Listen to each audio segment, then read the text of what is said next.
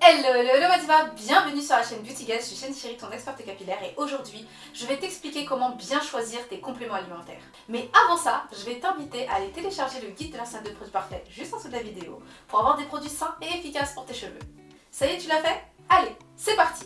Alors, la première chose que tu dois savoir quand tu dois choisir un complément alimentaire, c'est déjà pourquoi tu veux prendre ce complément alimentaire. Est-ce que c'est pour tes cheveux? Est-ce que c'est pour tes ongles? Est-ce que c'est pour ta peau? Est-ce que c'est pour ton corps en général? Il faut d'abord que tu saches le but pour lequel tu veux prendre le complément alimentaire. Ensuite, il faut que tu définisses la période sur laquelle tu veux prendre ce complément alimentaire. C'est-à-dire que, est-ce que tu veux une cure de 2 semaines, une cure d'1 semaine, une cure de 3 semaines? Voilà, ça dépend de ce que tu recherches. Tu as bien vu que autant dans les compléments alimentaires, c'est vaste, il y a plein de produits, c'est aussi vaste que pour les produits capillaires. Donc très souvent, je reçois des questions de est-ce que ce complément il est bien? Est-ce que ce complément il est bien? Je ne peux pas dire s'il est bien ou pas si je ne sais pas dans quel but tu prends ce complément, d'accord? Donc en fonction du but pour lequel tu vas prendre ton complément, tu vas favoriser une certaine vitamine plutôt qu'une autre, d'accord? Là, par exemple, je t'ai pris ma vitamine B complexe, d'accord? Je l'ai achetée chez Action, je suis en train de la tester actuellement pour savoir si elle est bien. Alors, pour savoir si c'est une bonne vitamine, eh bien, moi par exemple, quand j'ai choisi de prendre la vitamine B, c'est parce que c'était pour mes cheveux et parce que j'avais une petite carence en vitamine B12, d'accord? Alors, pour la vitamine pour les cheveux, c'est généralement la vitamine B5, on va favoriser la vitamine B5, la vitamine B6, la B9 et la B12. C'est les mieux pour les cheveux. La B3 aussi, c'est les mieux pour les cheveux. Le reste, c'est du supplément, d'accord? Mais les B3, B5, B6, B9, B12, ce sont les meilleurs. Après, si tu veux vraiment favoriser qu'une seule vitamine, ça va être la vitamine B5 pour les cheveux, B5, B6. La B5, c'est l'acide pentanoïque. Et en fait, cet acide, c'est l'acide pour les cheveux. Après, tu as aussi la B9 qui est l'acide folique, qui est également une vitamine qui est bonne pour les cheveux, d'accord? Après, il faut faire attention, parce que certaines vitamines vont avoir une tendance peut-être à te faire pousser du duvet, ce genre de choses. Donc si tu es quelqu'un d'assez poilu ou qui a une tendance à avoir du duvet, ce genre de choses, faut voir les avis, il faut voir comment les gens l'ont vécu, mais après, honnêtement, faut être attentif parce que des fois, pour une personne, ça a pu faire pousser du duvet, mais pour toi, ça va rien faire du tout. Donc, faut voir. Moi, par exemple, il y a certaines vitamines que certaines y vont utiliser, ça leur a fait pousser du duvet. Pour moi, ça n'a rien fait du tout. Alors que je suis quelqu'un avec, ça se voit pas comme ça, mais je suis quelqu'un avec beaucoup de duvet partout, sur le dos, le ventre, voilà. Et pourtant, voilà, ça n'a rien changé du tout pour moi. Donc, il faut vraiment, vraiment faire attention. Et à contrario, une vitamine que ma soeur avait utilisée, alors qu'elle aussi a du duvet, ça ne lui avait rien fait, et ben moi, je me suis retrouvée avec beaucoup de duvet, donc j'ai arrêté de l'utiliser et du coup le duvet est tombé, mes cheveux non, mais le duvet est tombé. Donc ça c'est le point positif. Donc pour sélectionner tes vitamines, eh bien tu vas avoir un tableau. Donc généralement c'est sur le packaging, c'est sur l'intérieur. Bon là c'est vendu comme ça, il n'y a pas de boîte en carton donc c'est vendu comme ça. Donc là je vais te montrer vite fait, alors je vais te mettre en zoom ici juste à côté. Tu as en gros un tableau. Donc tu as un tableau où en gros ils te disent les vitamines qu'il y a dedans. Donc là j'ai les vitamines, ici j'ai le nom des vitamines. Alors donc comme je te disais, donc ici tu vas avoir le grammage des vitamines pour un comprimé ou pour 2 comprimés ou pour une portion, d'accord? Et ensuite tu vas avoir le pourcentage que ça correspond pour toi en apport journalier. Donc quand c'est 100%, quand tu vois marqué 100%, ça veut dire que c'est 100% de ton apport journalier normal, d'accord? C'est-à-dire qu'en gros ça ne dépasse pas ton apport journalier, c'est très bien. Alors il faut savoir qu'il y a certaines vitamines qu'il ne faut pas prendre au-delà de 100% de son apport journalier.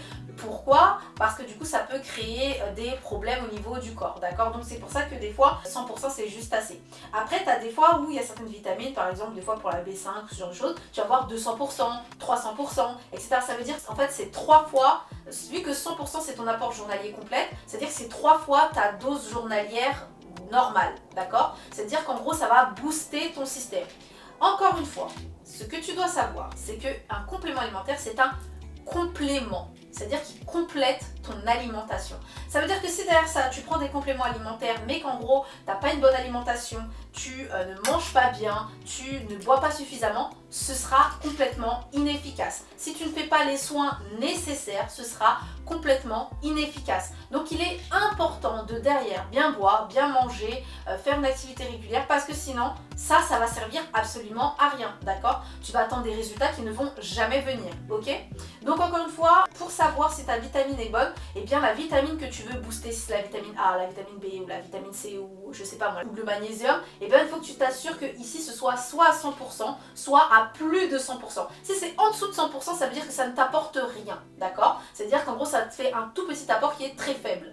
Alors que si c'est à 100%, ça veut dire que ça t'apporte, juste en prenant un comprimé ou une portion qu'ils l'ont dit de te comprimer, et bien ça veut dire que ça t'apporte déjà ton apport journalier, c'est-à-dire que même si tu manges pas, même si t'as déjà ton apport journalier, ok? Après, le mieux c'est toujours d'être un peu plus que 100%, d'accord? On va pas se mentir, c'est toujours d'être un peu plus que 100%. Mais encore une fois, il faut savoir pour quelle vitamine, parce qu'il y a certaines vitamines pour lesquelles où il est préférable que ça ne dépasse pas 100%, d'accord? Donc il faut vraiment faire attention à ça. Mais encore une fois, il faut juste regarder le tableau et en fonction de la vitamine que tu veux, il faut vérifier. Des fois, tu as des compléments alimentaires qui ont tellement de vitamines, il y a tellement de trucs qu'au final, le pourcentage de chaque vitamine dans le comprimé est tellement faible que ça ne fait absolument rien. Donc c'est pour ça que moi, je ne recommande pas trop les multivitaminés avec tout dedans, zinc, machin, zinc, vitamine B, vitamine A. En plus, des fois, ça fait mauvais combo, on va pas se mentir. Des fois, prendre du zinc et de la vitamine B ensemble, c'est pas forcément très recommandé, d'accord? Parce que le zinc, il va aller nettoyer le foie, nettoyer la peau. La vitamine B, c'est pas très recommandé d'en prendre pour la peau. Alors, je ne sais plus pourquoi, il y avait une étude scientifique qui disait comme quoi ça pouvait favoriser l'acné. Bref, donc du coup, faut faire attention à tout ça. Alors, je sais pas quelle vitamine B exactement, mais je sais qu'il y avait cet article qui le disait. Donc, il faut vraiment faire attention, d'éviter de faire des mauvais combos, ce genre de choses. Moi, généralement, j'essaie de prendre vitamine B, vitamine B, vitamine A, vitamine C, vitamine C. Le seul truc que je mélange, j'aime bien mélanger, c'est quand même la vitamine B6 et le magnésium. Je trouve que ça se mélange bien ensemble, d'accord? Généralement, ils sont très souvent mélangés parce que ça booste vraiment bien. Et tu as également le fer, le zinc et le cuivre mélangés des fois. Mais moi, je préfère prendre le zinc. Alors, le zinc, je préfère le prendre vraiment tout seul parce que le zinc, quand tu prends du zinc, c'est pour améliorer la qualité de ta peau. Et en fait, le truc, c'est que quand tu fais une cure de zinc, il faut absolument faire un régime détox, dans le sens où si tu manges gras, trop sucré, trop salé, enfin surtout trop sucré ou trop salé, quand tu vas prendre le zinc, ça va nettoyer ton foie, donc ça va enlever toutes les toxines, etc.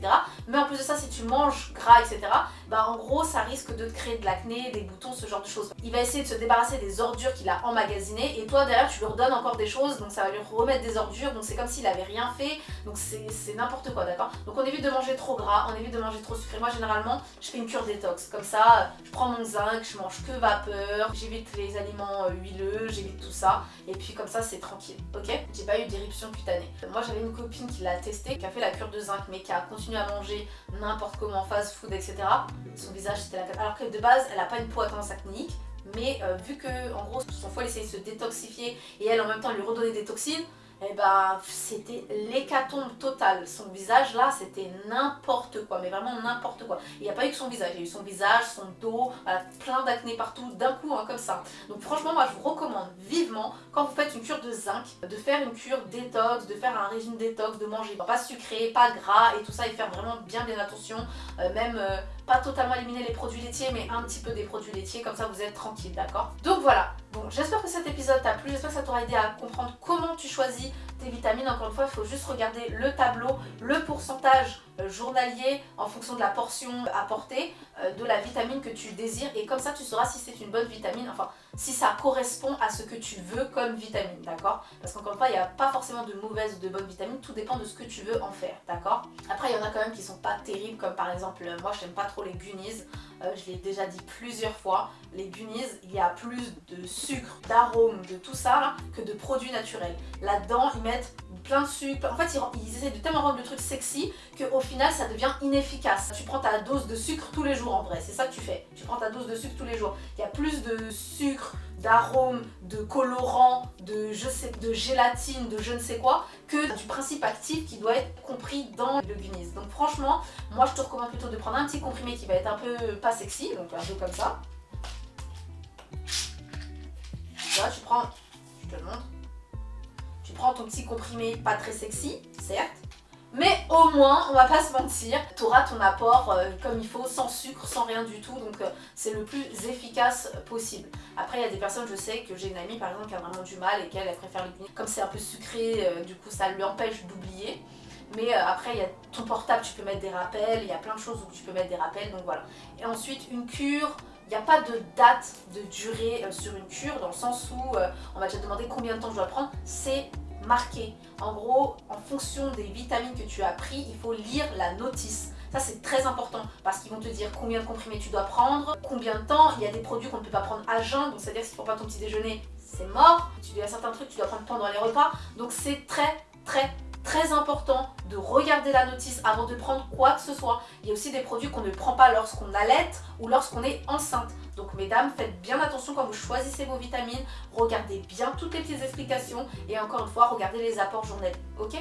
Bon, moi je te fais plein de gros bisous, j'espère que cet épisode t'a plu, j'espère que ça t'aura aidé à bien sélectionner tes vitamines. Et puis comme d'habitude, touche pas à mes cheveux!